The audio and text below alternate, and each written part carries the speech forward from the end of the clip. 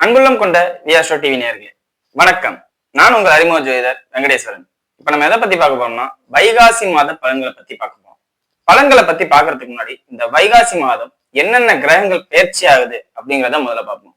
இந்த வைகாசி மாதத்துல சூரிய பகவான் ரிஷபராசியில் சஞ்சரிக்கும் மாதமே வைகாசி மாதம்.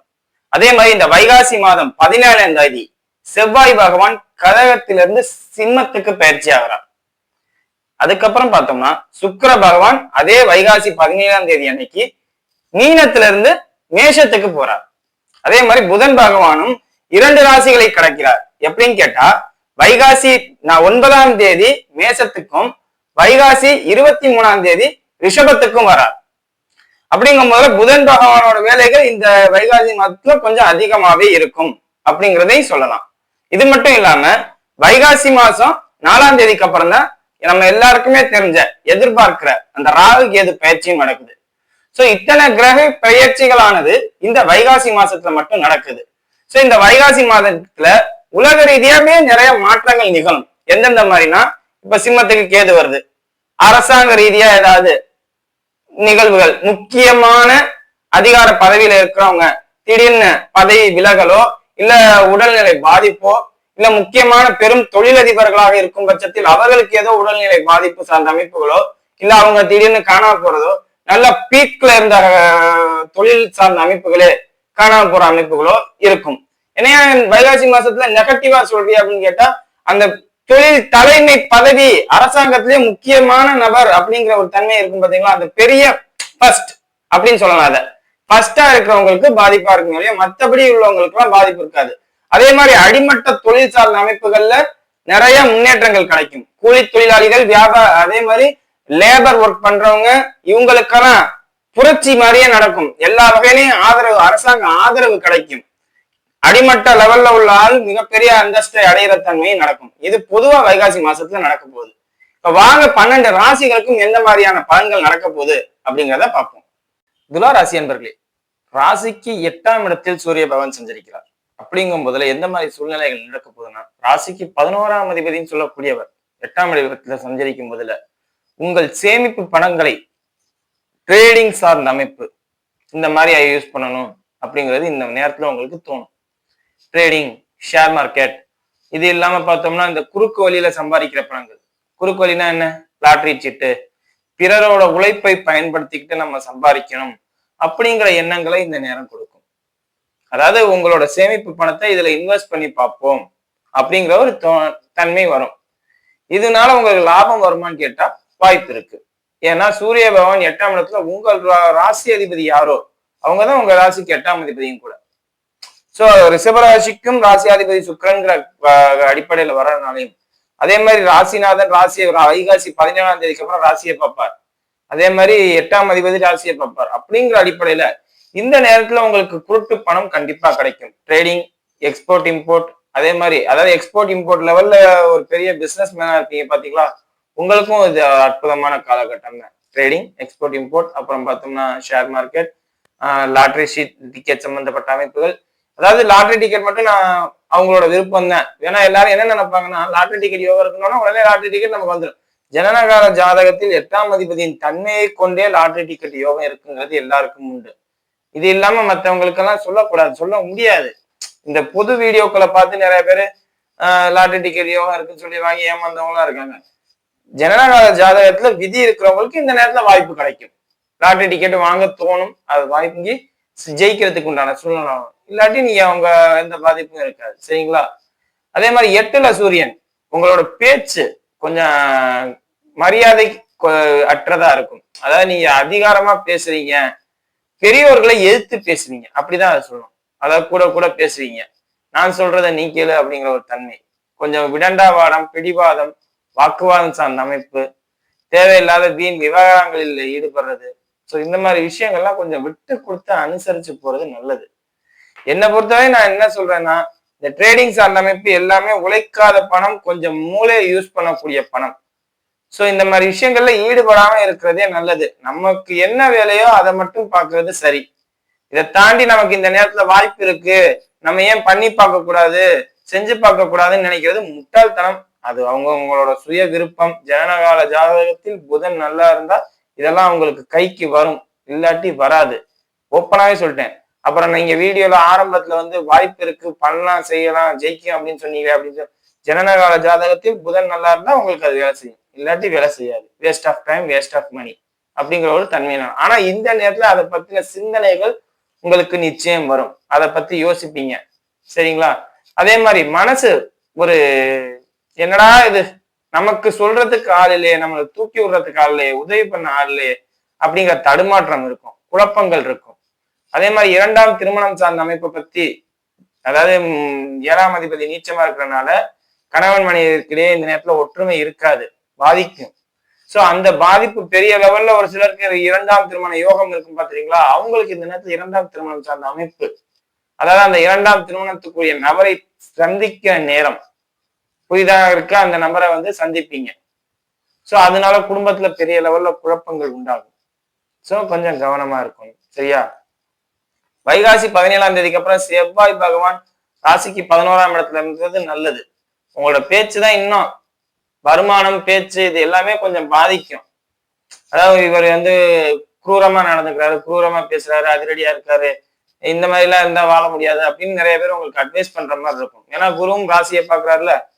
சோ உங்களை வந்து அட்வைஸ் பண்ணி நிறைய பேர் காப்பாத்தி விடுற மாதிரி, உங்களுக்கு பக்கபலமா வந்து நிக்கிற மாதிரி உள்ள தன்மையில இருக்கும். திருமணம் சார்ந்த அமைப்பு கைகூடி வரும், யாருக்குமே எந்த பாதிப்புமே இல்லை.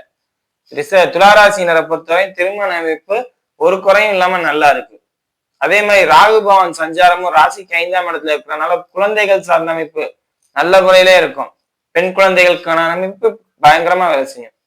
பெண் குழந்தைகள் இந்த நேரத்துல பிறக்கிறதுக்கு வாய்ப்பு அதிகம். அதே மாதிரி கேதுவின் சஞ்சாரம் 11ஆம் இடத்துல சேமிப்பு பணத்தை அளிக்க வேண்டும்ங்கிறதுதான் நேரம். நான் ஆரம்பத்திலே சொல்லிட்டேன், ராசிக்கு 11ஆம் அதிபதி ராசிக்கு 8ல வரும்போது எக்ஸ்போர்ட் இம்போர்ட் அப்படி இப்படி அச்சா உச்சா பெரிய ஆசை, போதை, இப்படிதான் சொல்லணும்.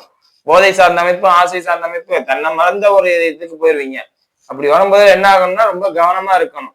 11ஆம் அதிபதி 8க்கு போகும்போதுல மட்டும் உங்கள் கையிருப்புகளை ரொம்ப ரொம்ப கவனமா பார்த்துக்கணும்னு தான் இயல்பு. ஜனனகால ஜாதகத்துல அந்த 11ஆம் அதிபதி 8க்கு போகும்போதுல, இப்ப உதாரணத்துக்கு சொன்னா விருச்சக ராசிக்கு 11ஆம் அதிபதியும் 8ஆம் அதிபதியும் ஒரே அதிபதி தான். சோ அவங்களுக்கு வந்து 11ஆம் அதிபதி 8க்கு வரும்போது யோகமா வேலை செய்யும். இது எல்லாருக்கும் வேலை செய்வாங்க கிடையாது, ஏன்னா புதன் ஆட்சி பாவம், இது எல்லாருக்கும் வேலை செய்யாது. சோ பணம், கையிருப்பு பணங்களை கவனமாக கையாளுங்கள் அப்படிங்கிறத ஃபர்ஸ்டே நல்லா தெளிவாக சொல்லிடுறேன். அதே மாதிரி பூமி சார்ந்த அமைப்புகள்ல தேவையில்லாத வீண் வாதங்கள், விவாதங்கள் ஏற்படும். பூர்வீக சொத்துல பிரச்சனைகள் ஏற்படும். என்னடா இது இப்படி லைஃப் போய்கிட்டு இருக்கே அப்படிங்கிற மாதிரி எல்லாம் டாப்பி வரும். அதெல்லாம் யோசிக்காதீங்க, ரொம்ப யோசிக்காதீங்க, ஃப்ரீயா விடுங்க, ஃபீல் பண்ணாதீங்க, அடுத்தடுத்து மூவ் ஆகி போய்கிட்டே இருங்க. சரிங்களா? ஒரு சிலர் உங்களின் மேல் அதிகாரிகள் உங்களை வந்து அசிங்கப்படுத்துற தன்மையில இருப்பாங்க, அதெல்லாம் கொஞ்சம் அனுசரிச்சு விட்டு கொடுத்து போங்க. அரசியல் தொடர்புல இருக்கிறவங்க, கிடைக்க வேண்டிய வாய்ப்பு கிடைக்காம போகும், கிடைக்க வேண்டிய வாய்ப்பு கிடைக்காம போகும். நமக்கு ஒரு வாய்ப்பு கொடுத்தா என்ன அப்படிங்கிற ஒரு தன்மை இல்லாம இவனுக்கு ஏன் வாய்ப்பு கொடுக்கணும் அப்படிங்கிற மாதிரி யோசிப்பாங்க. ஸோ மேலதிகாரிகள் கொஞ்சம் உங்களுக்கு இந்த நேரத்துல சப்போர்ட் பண்ண மாட்டாங்க, அதுக்கு ஏற்றாப்புல சூழ்நிலைக்கு ஏற்றாப்புல மாறிக்கங்க. சரிங்களா? அதே மாதிரி எந்த வேலையில இருக்கிறவங்களா இருந்தாலும் இடமாற்றம் ஏற்படும். ஒண்ணு வேலை சார்ந்த அமைப்புல இடமாற்றம் ஏற்படும், இல்ல வீடு சார்ந்த அமைப்புல இடமாற்றம் ஏற்படும். சொந்த வீடு இருக்கு, நான் வேலை பார்த்துட்டு இருக்கேன்னா வேலையில கண்டிப்பா இடமாற்றம் இருக்கும். அதே மாதிரி சொந்த வீடு இல்லைங்கன்னா வீடு இடமாற்றம் இருக்கும். ஸோ ஒரு இடமாற்றம், ஒரு ஷிஃப்டிங் நடக்கும் இந்த நேரத்துல. இல்லாட்டி டெம்பரவரியா நீங்க ஏதாவது கோயிலுக்கு வெளியூர்ல உள்ள கோயிலுக்கு, இப்ப மெட்ராஸ்ல இருக்கீங்கன்னா கன்னியாகுமரி, திருச்செந்தூர் வந்துட்டு போற மாதிரி இருக்கும். அந்த மாதிரி சூழ்நிலை எல்லாம் இருக்கும். சரிங்களா? அதெல்லாம் கொஞ்சம் பாத்துக்கோங்க. இப்போ வாங்க நட்சத்திர ரீதியான பலன்கள் பார்ப்போம். சித்திரை நட்சத்திரக்காரர்கள், சித்திரை நட்சத்திரக்காரர்களை பொறுத்தவரை திருமண அமைப்பு நல்ல முறையில கைகூடி வரும். அதாவது ஜனனகால ஜாதகத்துல திருமண அமைப்பு மட்டும் இந்த நேரத்துல இருந்துச்சுன்னா நல்ல முறையில கைகூடி வரும். அதே மாதிரி தொழில் அமைப்பு, தந்தையின் வேலையை நீங்க எடுத்து பார்க்கறது, தந்தைக்கு நிகராக உங்களை பேசுவது, அவங்க அப்பா மாதிரி இந்த பையன் இருக்கான் அப்படின்னு தந்தைக்கு நிகரா பேசுவாங்க. அது பாசிட்டிவா நெகட்டிவ், அது ஜனனகால ஜாதகத்தை பொறுத்துதான். தந்தைக்கு நிகராக இந்த பையன் இருக்கிறார் அப்படின்னு சொல்லுவாங்க. 8ஆம் இடங்கிறனால அதனால கொஞ்சம் பாதிப்பு தான் வரும். இது இல்லாம பார்த்தோம்னா தேவையில்லாத கடன் சுமைகள், ஒர்க் ப்ரெஷர். 40 வயசுக்கு மேல இருக்கிறவங்களா இருந்தா கடன் சுமையா இருக்கும். இளம் வயதா இருக்கிறவங்களா இருந்தா ஒர்க் ப்ரெஷர் அதிகமா இருக்குன்னு ஃபீல் பண்ணுவீங்க. தேவையில்லாத மன சங்கடங்கள், சஞ்சலங்கள். ஸோ எல்லாத்தையும் ரிலாக்ஸா ஃப்ரீயா விடுங்க. எஜுகேஷன் லோன் போடுறவங்களுக்கு இந்த நேரத்துக்கு நல்லா இருக்கும். பள்ளி மாணவர்களாக இருக்கும் பட்சத்தில், கல்லூரி மாணவர்களாக இருக்கும் பட்சத்தில் எஜுகேஷன் லோன் இந்த நேரம் ட்ரை பண்ணீங்கன்னா ஈஸியா கிடைக்கும். அதே மாதிரி ஹவுசிங் லோன் ட்ரை பண்ணீங்கன்னா கிடைக்கும். கடன் வாங்கலாம் இந்த நேரத்துல, அது ஈஸியா வேலை நடக்கும். கடனை திருப்பி அணைக்க முடியாது. ஸோ இந்த மாதிரி விஷயங்கள் இருக்கும்போது கொஞ்சம் எதுலையும் எச்சரிக்கையா இருக்கிறது நல்லது. சரிங்களா? அதே மாதிரி ராசிக்கு 6ஆம் அதிபதினு சொல்லப்படுற குரு பகவான் ராசியை பார்க்கிறார். பல் எலும்பு சார்ந்த அமைப்புகள் எல்லாம் கொஞ்சம் கவனமா இருக்கணும். வேகமா வண்டியில போகக்கூடாது. சரியா? அடுத்த நட்சத்திரம் சுவாதி நட்சத்திரக்காரர்கள். சுவாதி நட்சத்திரக்காரர்களை பொறுத்தவரையும் எல்லா வகையிலையும் ஏற்றம் தான். அவங்களுக்கு ஒரு குறையும் இல்லை. சந்தோஷமா இருப்பாங்க, ஜாலியா இருப்பாங்க. எங்க சிக்கல் அப்படின்னு பார்த்தோம்னா எங்கேயுமே இல்லை. இந்த எக்ஸ்போர்ட் இம்போர்ட் ட்ரேடிங் இதெல்லாம் நீங்க தைரியமாவே பண்ணலாம் என்ன ஒருத்தரையும் கேட்டா. சோ உங்களுக்கு ராகுவோட நட்சத்திரங்களால எல்லாமே ஒர்க் அவுட் ஆயிரும், தாங்கிடுவீங்க. ஒரு மில்லிய போட்டா எல்லாமே மறந்து போயிடும் அப்படின்னு நினைக்கிறாள் நீங்க. சோ இந்த மாதிரி அமைப்பு வரும்போது நீங்க வந்து நெகட்டிவா போக வேண்டாம். பட் ஆனா எல்லாமே நல்லா இருக்கும். சரிங்களா? எங்கன்னா நோய் சார்ந்த அமைப்பு இதயம் 50 வயது 60 வயதை கடந்தவர்களாக இருக்கும்போது இதயம் சார்ந்த அமைப்பு பாதிக்கும். முதுகு தண்டுவனம் சார்ந்த அமைப்பு, பேக் பெயின், அதாவது அலைச்சல் அதிகமா இருக்கிறனால பேக் பெயின் கூட வரலாம் உங்களுக்கு.